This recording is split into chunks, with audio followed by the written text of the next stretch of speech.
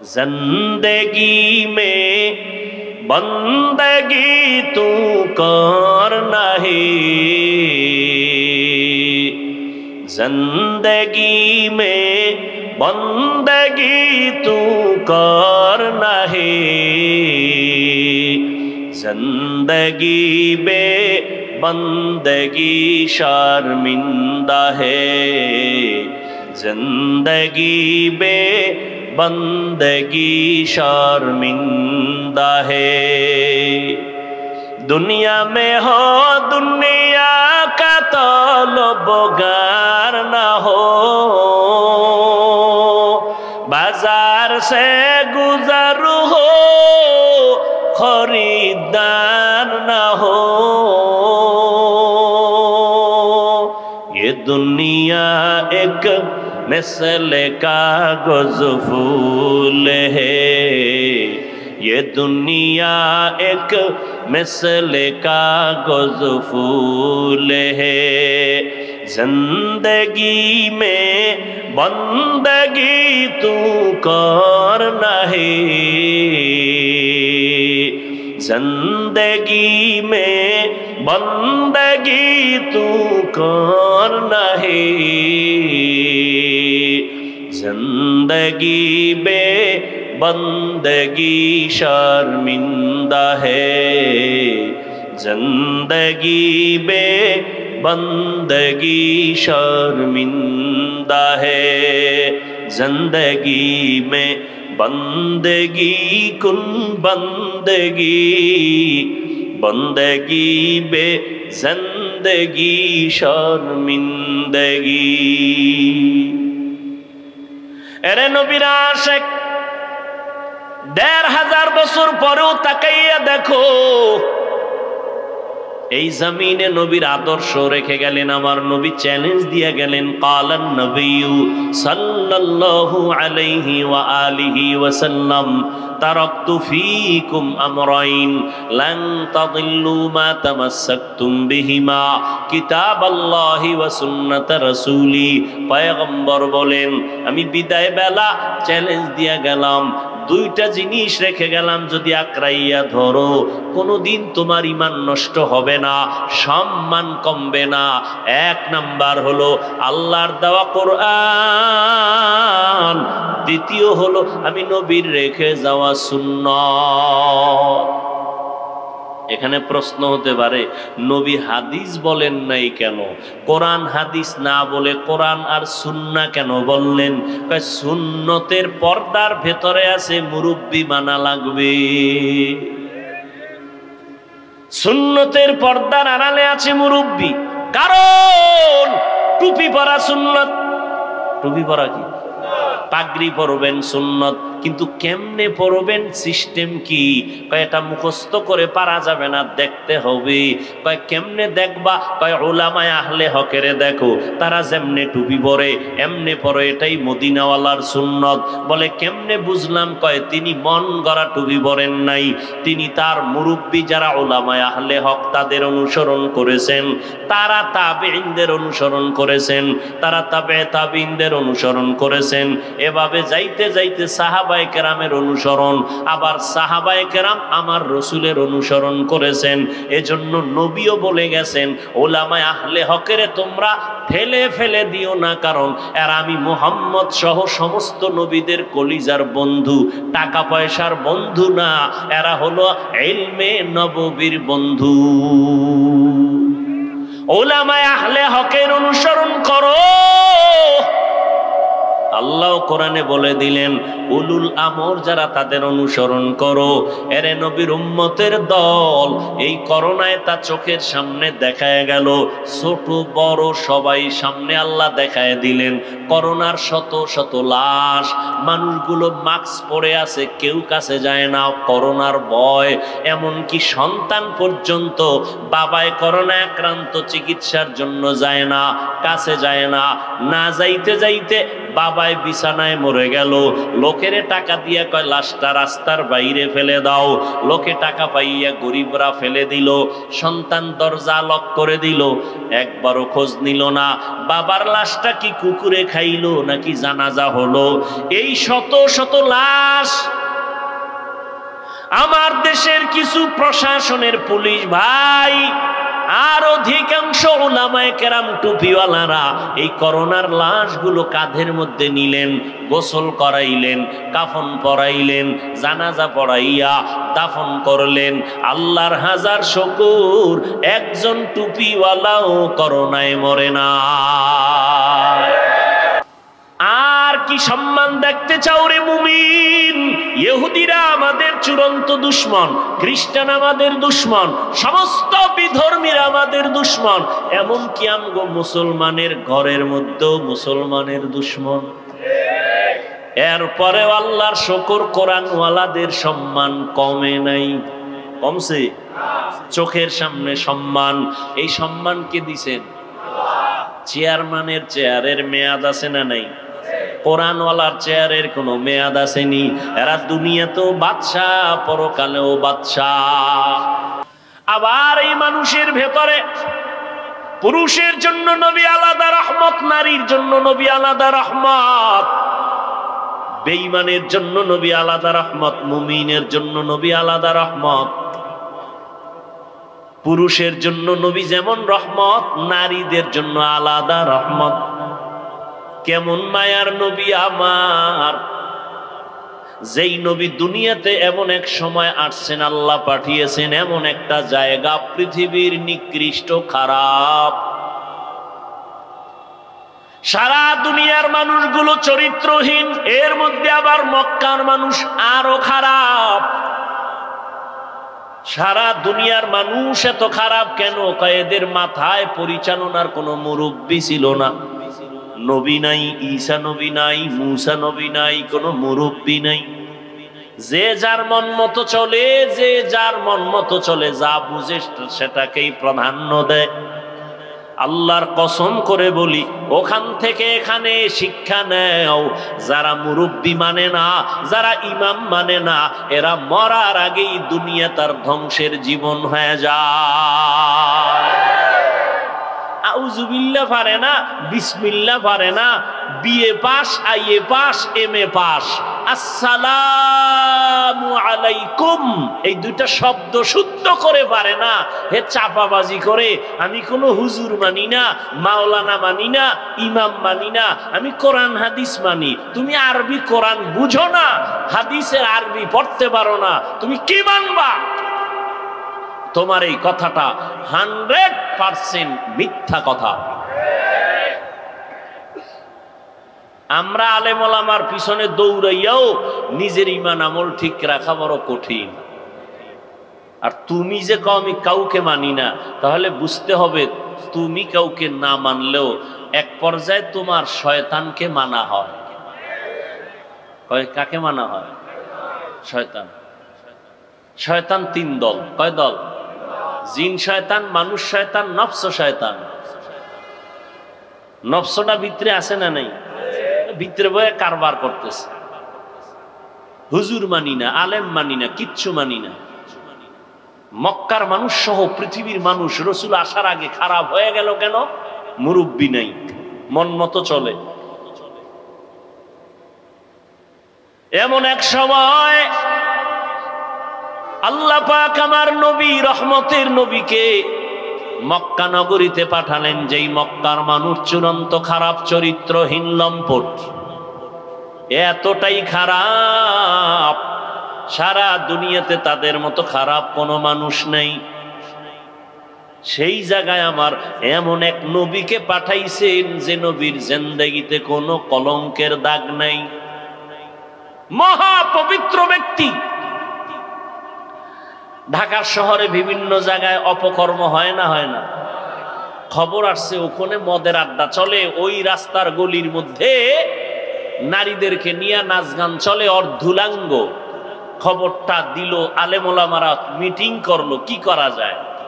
তো এলাকার কিছু গণ্যমান্য গাঞ্জাখোর আছে, বিড়ি ওঠানে, হুজুর্গ কাছেও আসে এগো ডাকছে, ভাই ওখানে আগে একুরেট খবরটা নাও, তোমরা আগে যাও, আমরা যাইতে পারি না, আমরা বড় হুজুর, ওই জায়গায় গেলে মাইনসে কইব বড় হুজুর এখানে আইলো কেমনে, আগে পরিবেশ তৈরি করো এরপরে আমরা যাই।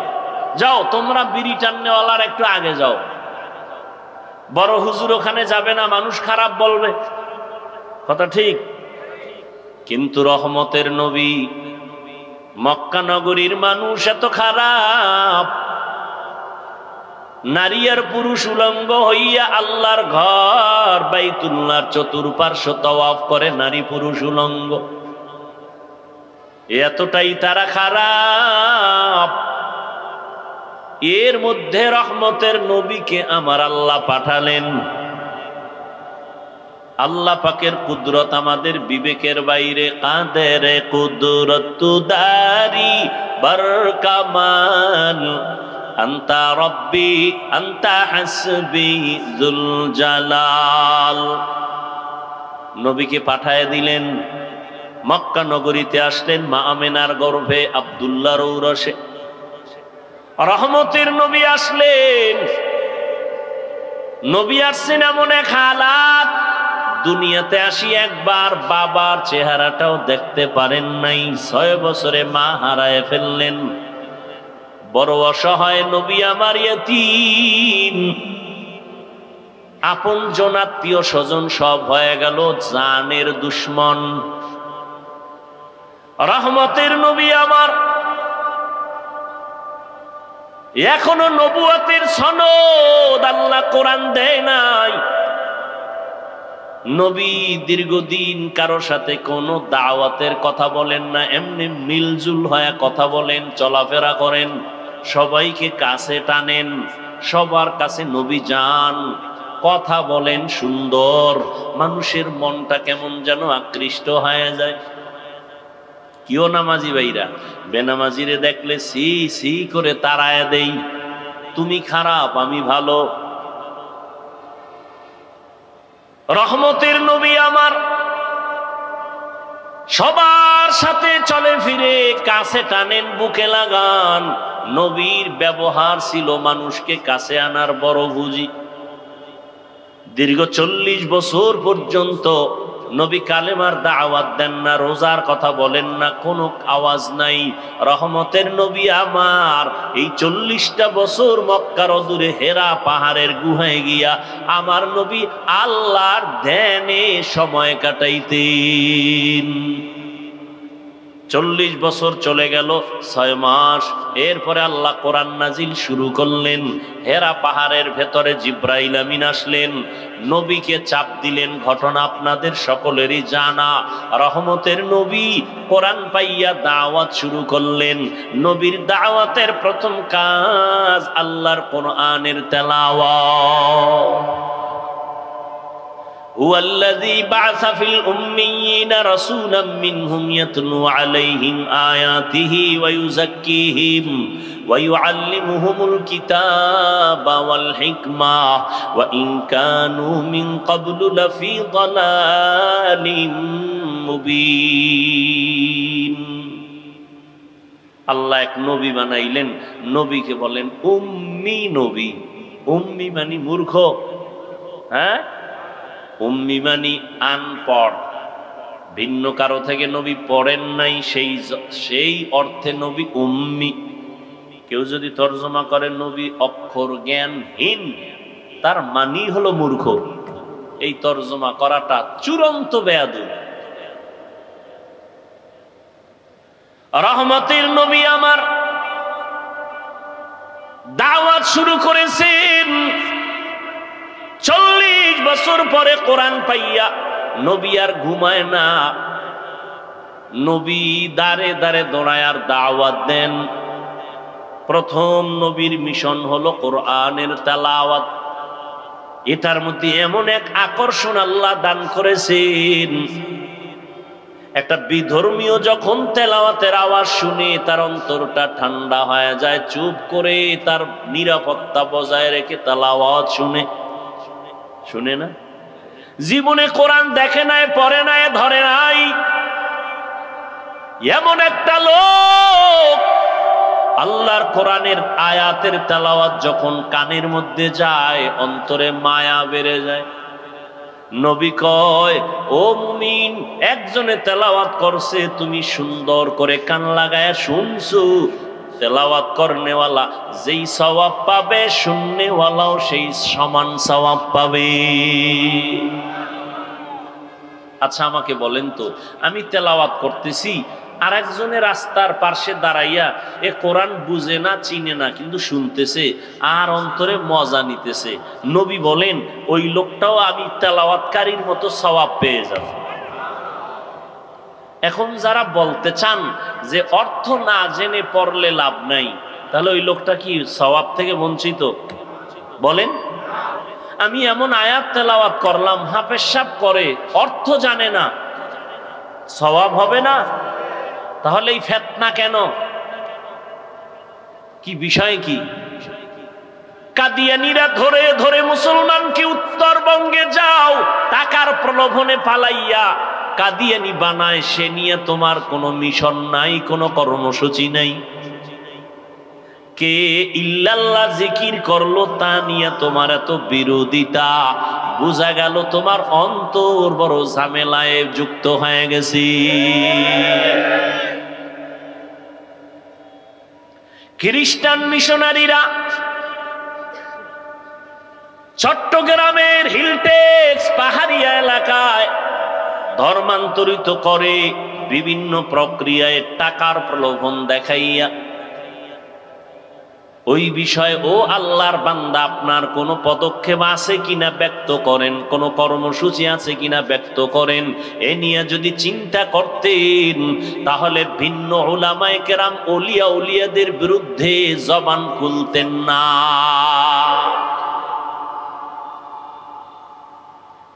তাবলীগের বিরোধিতা, চরমনাইয়ের বিরোধিতা, উজানির বিরোধিতা, একটা এডিশন বানায় ফেলছে। এদের বিরোধিতা করতে পারলেই মনে করে সে খুব দামি হয়ে গেছে। আল্লাহ এর থেকে আমাদের সমস্ত উলামায়ে কেরামদেরকে হেফাজত করে। ত্রুটির ঊর্ধ্বে তো কেউ না, কিন্তু তার মানে কি এই ত্রুটি নিয়ে রাস্তায় পোস্টারিং করা, চিল্লাচিল্লি করা? আল্লাহ হেদায়াত দান করেন। ইল্লাল্লাহ জিকির একটা সমস্যা ধরে নিলেন।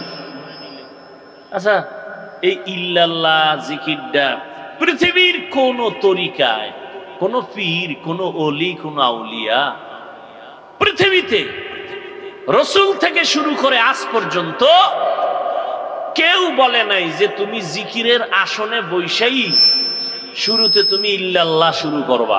পৃথিবীর কোন তরিকায় নিয়ম নাই। কি নিয়ম?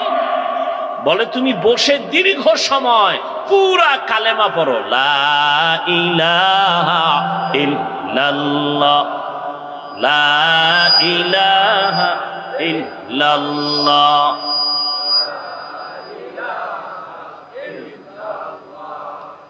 লা ইলাহা ইল্লাল্লাহ। আচ্ছা, এই কালেমা নিয়ে কোনো দ্বিমত আছে কারো? দীর্ঘ টাইম এই কালেমা পড়ার পরে অন্তরে যখন বসে গেল আমার আল্লাহ তাআলা ব্যতীত কোনো ইলাহ নাই, কোনো মাবুদ নাই, লা ইলাহা নাই, কোনো মাবুদ নাই, কোনো ইলাহ। আরে এরকম কি সমস্যা? কি এতক্ষণ হইল না? আমি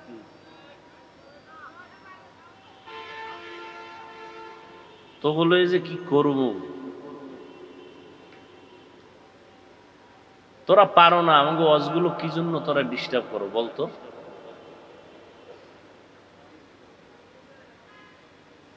খেয়াল করেননি আপনারা? লা ইলাহা মানে কি? কোন ইলাহ, কোন মাবুদ, কোন রিজিক দাতা, কোন আইন দাতা, কোন বিধান দাতা, ইল্লাল্লাহ, কেউ নাই। কে আছেন? তাহলে একমাত্র আল্লাহই আছেন, কোন ইলাহ নাই আল্লাহ ব্যতীত, তার মানে আল্লাহই আছেন। তাহলে আমি আল্লাহ আছেন, আল্লাহ আছেন, লা ইলাহা শব্দে বুঝায় না, ইল্লাল্লাহ শব্দটায় বুঝায় আল্লাহ আছেন। লা ইলাহা নফি, ইল্লাল্লাহ হলো ইসবাত। লা ইলাহা মানে কোনো ইলাহ নাই, ইল্লাল্লাহ মানে আল্লাহই আছেন। কে আছেন?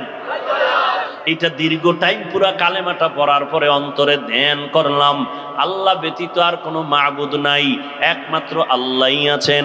এটা অন্তরে বসানোর পরে দীর্ঘ টাইমের পরে এক পর্যায়ে বললাম শুধু ইল্লাল্লাহ ইল্লাল্লাহ ইল্লাল্লাহ, একমাত্র আল্লাহই আছেন, আল্লাহই আছেন, আল্লাহই আছেন, আর কেউ নাই। আর কেউ নাই কথাটা তো আগেই বলে ফেলেছি।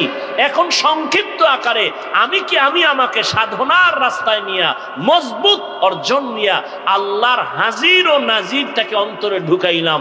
আল্লাহই আছেন, আল্লাহই আছেন, আল্লাহই আছেন। আমি যে এতদিন বলি আমি আছি, আমার বাড়ি, আমার টাকা, আমার ঘর, আমার না, একমাত্র সব কিছুর মূলে আমার আল্লাহ, আর কেউ না। তাহলে ইল্লাল্লাহ যদি কেউ সমস্যাটা ধরে কথার কথা, তাহলে লা ইলাহা ইল্লাল্লাহর এটা তো সমস্যা নাই, তো এটা বলেন না কেন যে না ওনাদের মধ্যে একটা ভালো গুণ আছে, খালি দোষটাই বলবেন। আর এই যে জিকিরের তালিম, এটা চরমনাইওয়ালারা জন্ম দেয় নাই, উজানির কারি ইব্রাহিম জন্ম দেয় নাই, আবিষ্কার করে নাই। উজানির কারি ইব্রাহিম রহমতুল্লাহ আলাই রশিদ আহমদ গঙ্গুহি রহমতুল্লাহ আলাইহির থেকে সবক নিলেন, তিনিও মন থেকে নিজে আবিষ্কার করেন নাই। হাজী ইমদাদুল্লাহ মুহাজির মক্কি রহমতুল্লাহ আলাইহির থেকে সবক নিলেন। তাহলে গালিটা তুমি চরমনাইকে দাও কেন? উজানিকে দাও না? উজানিকে না দিয়া রশিদ আহমদ গাঙ্গুহিকে দাও সাহস থাকলে। রশিদ আহমদ গাঙ্গুহিকে একটু আগে আবরার সাহেব বলে গেলেন ফকিহুন নফস।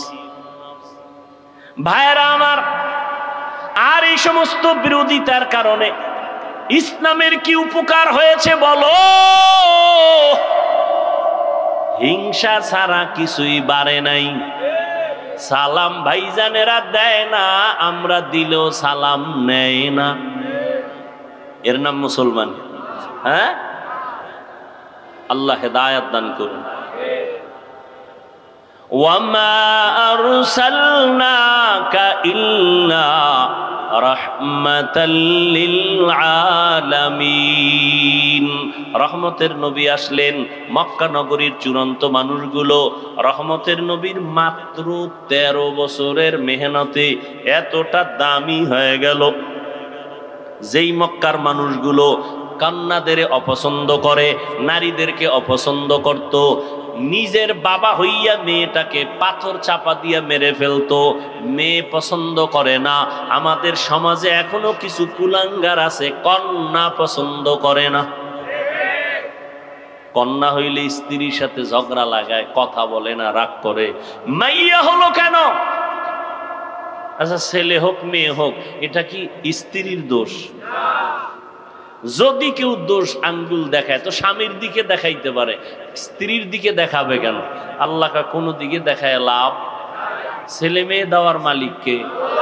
তোমরা যে স্লোগান দাও ছেলে হোক মেয়ে হোক দুটোর বেশি না, একটা হলে ভালো হয়, না হইলে আরো ভালো, এই স্লোগান দিয়া ট্যাবলেট খাইয়া কি পরিমাণ দেশে সন্তান কমছে।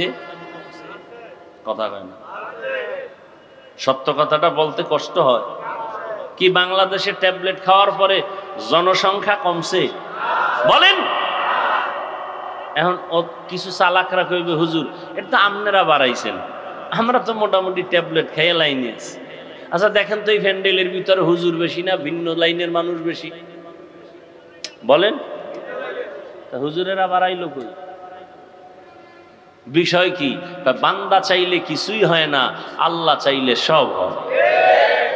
নমরুদ্দে পাল্লা দিছে, ইব্রাহিমকে আসতে দিবে না, ফিরাইতে পারছে? আল্লাহর সাথে পাল্লা দিয়ে কেউ আগাতে? ফেরাউন চাইলো মুসা নবীকে আসতে দিবে না, আল্লাহ মুসা নবীকে পাঠাইছেন।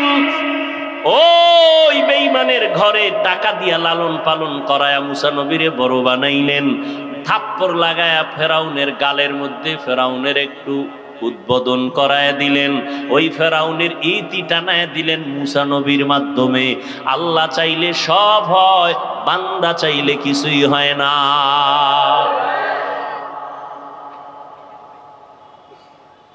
আল্লাহর নবী আসলেন,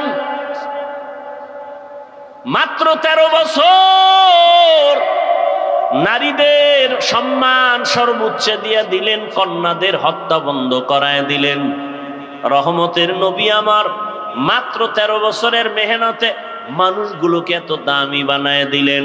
আল্লাহ জিব্রাইলকে লিস্টি নিয়ে পাঠায় দিয়া বলেন, যাও আমার নবীর কাছে লিস্টি দিয়া দাও, এই লিস্টিতে যাদের নাম আছে নবী যেন ঘোষণা দিয়ে দেয় এই লিস্টির সবাই বিনা হিসাবে জান্নাতি। জাহান্নামের পথের মানুষগুলো জান্নাতি হয়ে গেল, ডাইরেক্ট জান্নাতের টিকিট দুনিয়ায় পেয়ে গেল। আচ্ছা, নবী মাত্র কয় বছর বলেন? 13 বছরে মক্কার চূড়ান্ত খারাপ এদেরকে জান্নাতি বানায় দিলেন বেতের বাড়ি দিয়া। কেমন মায়ার নবী আমার! শুধু 13 বছর কেন, নবীজির পুরা হায়াত 63 বছরে কোনোদিন নবী একটা কাউকে গালি দেন নাই। আপনি চিন্তা করতে পারেন, হাজার হাজার গালি নবীর সামনে দাঁড়ায় ইহুদিরা দিতেছে, আমার নবী গালি দিবেন দূরের কথা, হায়াতে কোনোদিন একটা গালির জবাবও দেন নাই। আরো আশ্চর্য কথা, কেমন মায়ার নবী আমার! কোনদিন আমার নবী চোখ মোবারক গরম করে কারো দিকে রাগে তাকান নাই। রহমতের নবীর মায়ার আদর্শ দেখা বেঈমান কালেমা পড়েছে, নবীর ব্যবহার দেখে দুশমনাইয়া বন্ধু হয়ে গেছে। ইমামুল আউয়ালিনাল আখিরিন বাহরে সাদকা রাহমাতাল লিল আলামিন সাইয়্যিদুল কাউনাইন খাতমুল মুরসালিন আখির আমদ বুদে ফখরুল আউয়ালিন। এরে নবীর আশিক উম্মতের দল, কেমন একজন নবী পেয়েছো, ওই নবীরে চিনো নাই রে যুবক। 1500 বছর পরে নবী নাই। ওই যে একটু আগে বলছিলাম শুরুতে, ঈসা নবী চলে গেছেন, আমগো নবী আসছেন, মাঝখানে কোনো মুরব্বী নাই, মন মতো চলিয়া ধ্বংসের পথে গেল। কিন্তু রহমতের নবী, শ্রেষ্ঠ নবী, যার কোনো তুলনা নাই, সেই নবী চলে গেলেন, আজ 1500 বছর হয়ে গেল। এরপরও উম্মত কেন লাইন ছাড়া হয় নাই? এখনো বাংলাদেশের ভেতরে উম্মত আল্লাহর নবীর সুন্নতের জন্য জীবন দিতে তৈয়ার। ফিলিস্তিনে মানুষ রক্ত দিয়ে দিতেছে। এরে ব্রিটিশদের আক্রমণ, ইহুদিদের আক্রমণ, ওই স্পেনের ভেতরে এত পরিপূর্ণ আক্রমণ করেছিল, মুসলমানের 800 বছরের শাসনকে ধ্বংস করে দিল। এরপরও ইসলামকে বিদায় করতে কেন পারে না? এর একমাত্র কারণ, ধারাবাহিকভাবে এই জাতি মুরব্বী মানে, ইমাম মানে, এই কারণে চূড়ান্ত ধ্বংস হয় না। আর যারা মুরব্বী মানে না, গিয়া দেখেন ওদের দুনিয়াও ঠিক নাই, আখেরাতও ঠিক নেই। ভালো করে তদন্ত করেন ভাইরা আমার। 1500 বছর পরে তাকাইয়া দেখো, এই জমিনের ভেতরে মদিনার নবীর আদর্শ মানার কারণে এখনো সম্মান আল্লাহ চোখে দেখায় দিলেন। করোনার সময় স্কুল বন্ধ, কলেজ বন্ধ, চাকরি বন্ধ, ব্যবসা বন্ধ, ট্রেন বন্ধ, ফ্যাক্টরি বন্ধ, সব বন্ধ হয়ে গেল।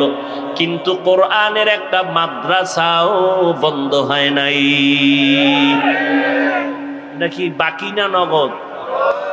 জিন্দেগি মে বন্দগি তু করনা হে, জিন্দেগি মে বন্দগি তু করনা হে,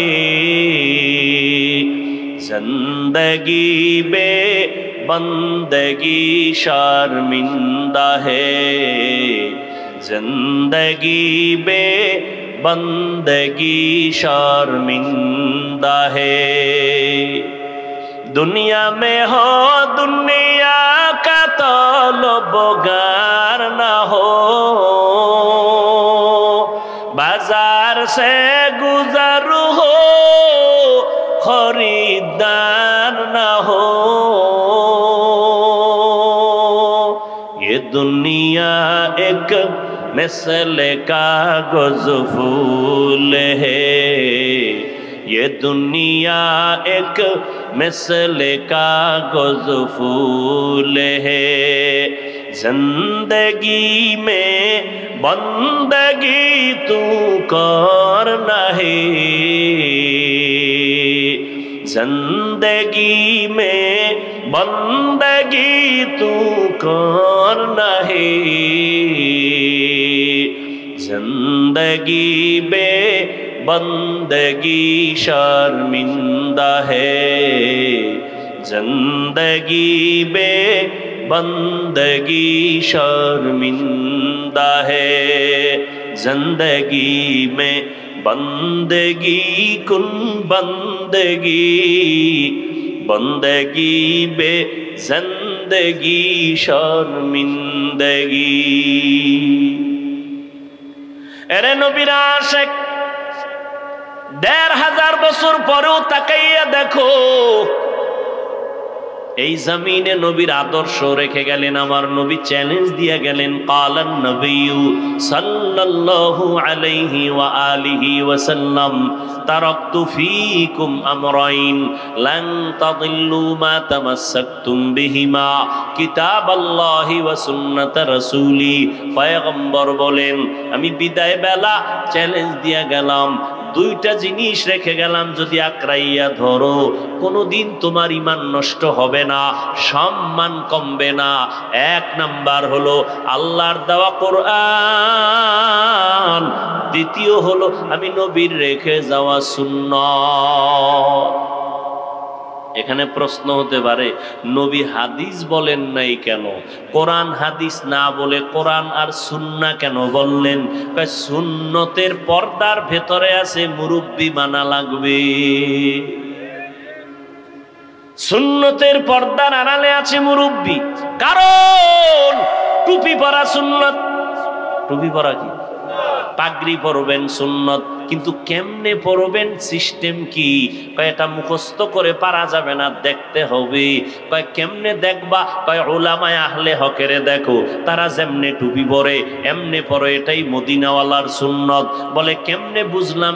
তিনি মন গড়া টুপি পরেন নাই, তিনি তার মুরব্বী যারা উলামায়ে আহলে হক তাদের অনুসরণ করেছেন, তারা তাবেঈনদের অনুসরণ করেছেন, তারা তাবেঈনদের অনুসরণ করেছেন। এভাবে যাইতে যাইতে সাহাবায়ে কেরামের অনুসরণ, আবার সাহাবায়ে কেরাম আমার রসুলের অনুসরণ করেছেন।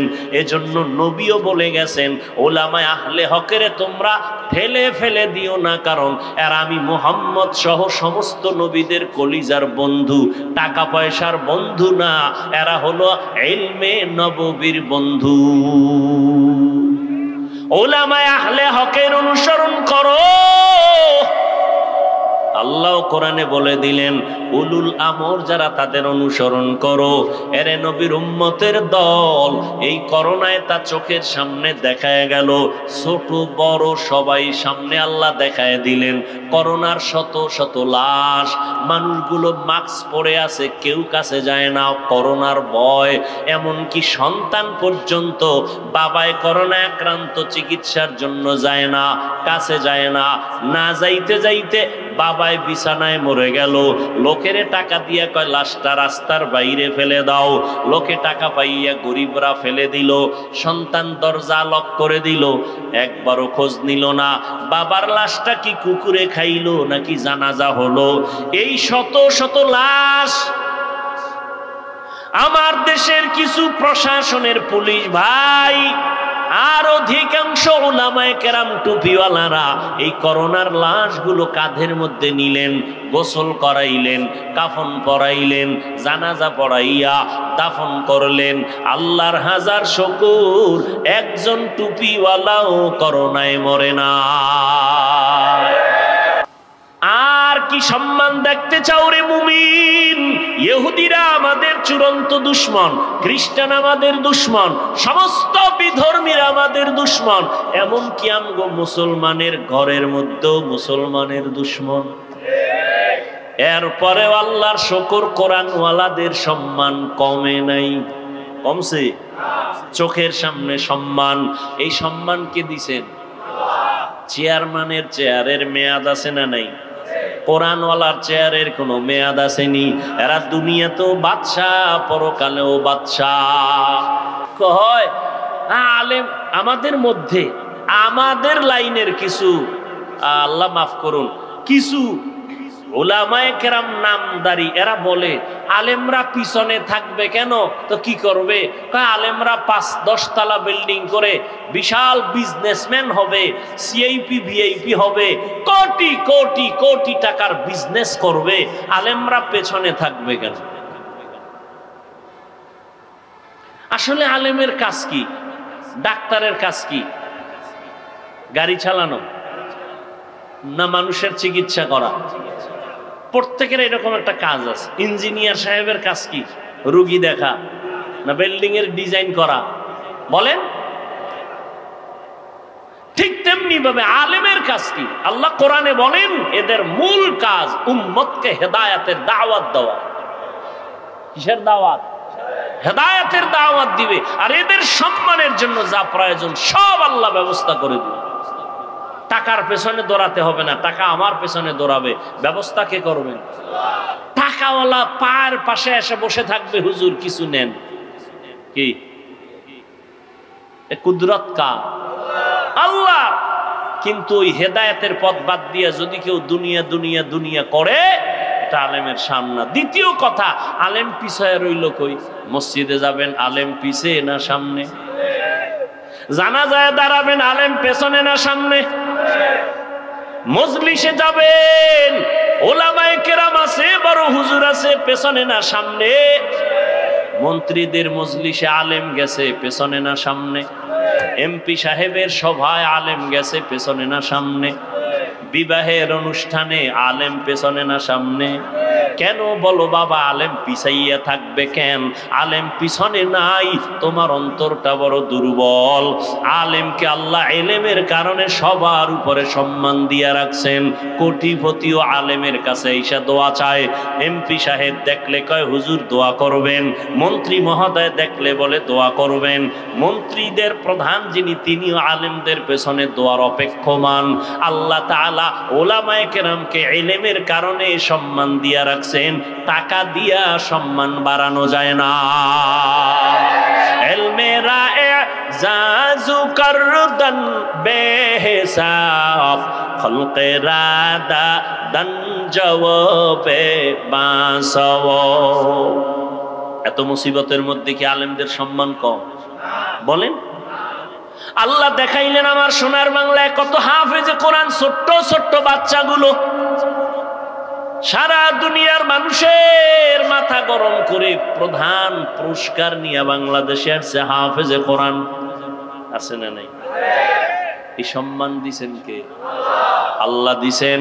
অতএব নবী চ্যালেঞ্জ দিয়ে বলছেন, দুই জিনিস ধরে রাখো, কোরআন আর নবীর সুন্নাহ। এই দুই জিনিস যদি পেতে চাও, উলামায়ে আহলে হকের পেছনে ছাড়া যা পাওয়া যাবে না।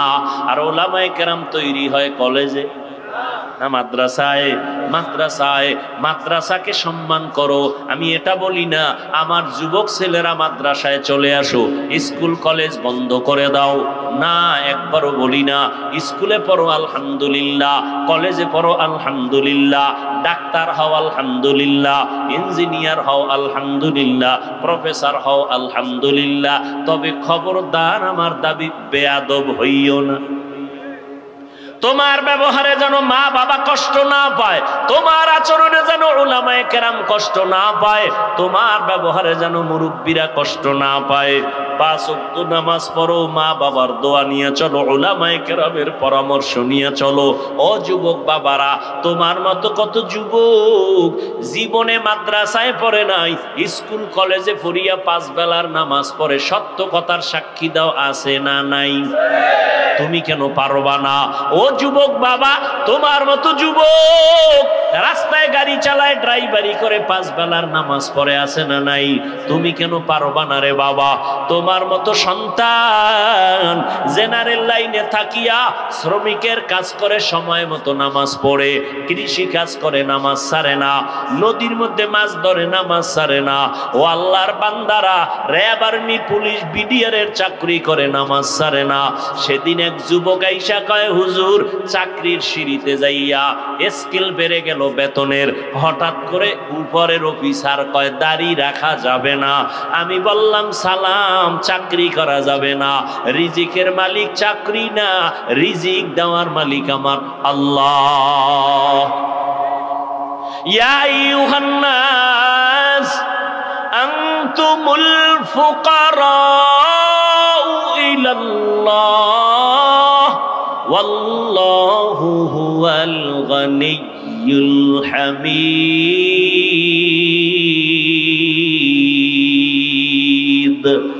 गर तवक्कुल मीकुनी हर सुबह शाम, मीरसानत रिज़्क़ तू अज़ला मकाम, जुज़्बा हक़ चीज़े मखाज़ इंसुजा, फज़ले उआ मस्ते दर जुमला जहा। আল্লাহ বলেন, ও মানুষ, তোমরা সবাই ফকির, আমি আল্লাহ প্রশংসিত ধনী। আল্লাহ পাক প্রশংসিত ধনী, রিজিকের মালিক আমার আল্লাহ। ও যুবক, চেয়ারম্যান, মেম্বার, এমপি, মন্ত্রী পাঁচ ওয়াক্ত নামাজ পড়ে নাই, দোকানদারি করে, কোটি টাকার ব্যবসা করে, হারাম খায় না, নামাজ ছাড়ে না, অভাব নাই।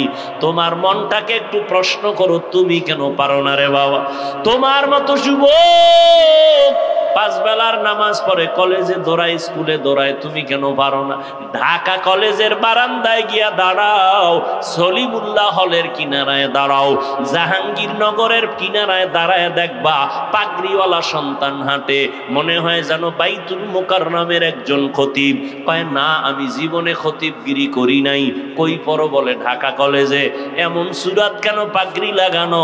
বলে আমার মাওলার কোরআনওয়ালা উলামায়ে কেরামের নেক দোয়া, উলামায়ে আহলে হকের সোহবাত। ও যুবক, তুমি ডাক্তার হও, বাধা নাই, ইঞ্জিনিয়ার হও, বাধা নাই, জেনারেল লাইনে থাকো, বাধা নাই, চাকরি করো, ব্যবসা করো, বাধা নাই, পাঁচ বেলার নামাজ পড়ো, মা বাবার দোয়া নিয়ে চলো, উলামায়ে কেরামের পরামর্শ নিয়ে চলো। ও পর্দার আড়ালের মা বোনেরা, আপনার মতো কত মা পর্দা করে, নামাজ পড়ে, স্বামীর মাল হেফাজত করে, অভাব নাই, আপনারা কেন পারেন না? অবৃদ্ধ বাবাজি, আপনার মতো কত বুড়া মানুষ হাতে লাঠি নিয়ে মসজিদে গিয়া নামাজ পড়ে, আপনি কেন পারবেন না? এখনো সময় আছে তওবা করার। মনটাকে ছোট করে আল্লাহর কাছে তওবা করেন মনে মনে। আল্লাহকে বলেন, হে দয়ার মালিক, জীবনে কত শয়তানের ধোকায় পড়ে নামাজ ছাড়লাম, বেপরদায় চললাম, দাড়ি কাটলাম, কত মানুষের ক্ষতি করলাম, রহমতের নবীর আদর্শ চিনলাম না, চিনার চেষ্টাও করলাম না। আজকে থেকে তওবা করে নিলাম, নবীর তরিকার বাহিরে চলবো না, নবীর আদর্শ নিয়ে চলবো, মা বাবার দোয়া নিয়ে চলবো, ওলামায়ে কেরামের পরামর্শ নিয়ে চলবো। আর কোনোদিন দাড়ি কাটবো না, বেপরদায় চলবো না, নামাজ ছাড়বো না। হেদায়াতের মালিক আমার আল্লাহ, ইজ্জতের মালিক আমার আল্লাহ। আবু জাহাল নবীজির বয়ান শুনিয়াও কালেমা পড়তে পারলো না, কপাল পোড়া। আর ওমরের মতো বান্দা নবীর কল্লা কাটতে গিয়া কালেমাওয়ালা মুসলমান হয়ে গেল। এই জমিনে আবু জাহালের মতো শক্ত অন্তরের কিছু মানুষ থাকবে, হাজারো বয়ানে তওবা নসিব হবে না।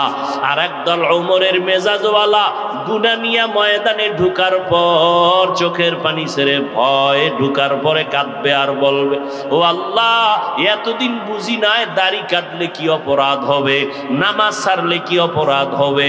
আমার মতো যুবক স্কুলে পড়িয়া যদি দাড়ি রাখতে পারে, নামাজ পড়তে পারে, আমি কেন পারি না?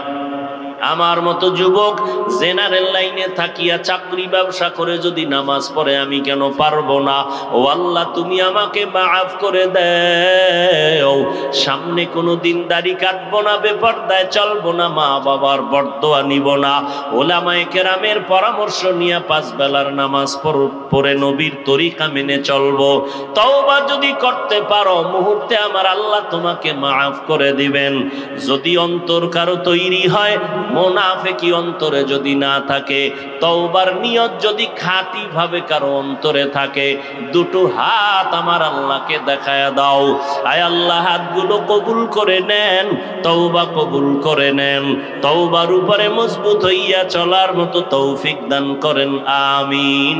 আলহামদুলিল্লাহি রাব্বিল আলামিন, ওয়াসসালাতু ওয়াসসালামু আলা সাইয়্যিদিল আম্বিয়া ওয়াল মুরসালিন وعلى آله وأصحابه أجمعين يا أرحم الراحمين يا أرحم الراحمين يا أرحم الراحمين رب ارحمهما كما ربياني صغيرا اللهم إنك عفو كريم تحب العفو فاعف عنا اللهم إنا نسألك رضاك والجنة ونعوذ بك من سخطك والنار اللهم إنا نعوذ بك من البرص والجنون والجذام وسيء الأسقام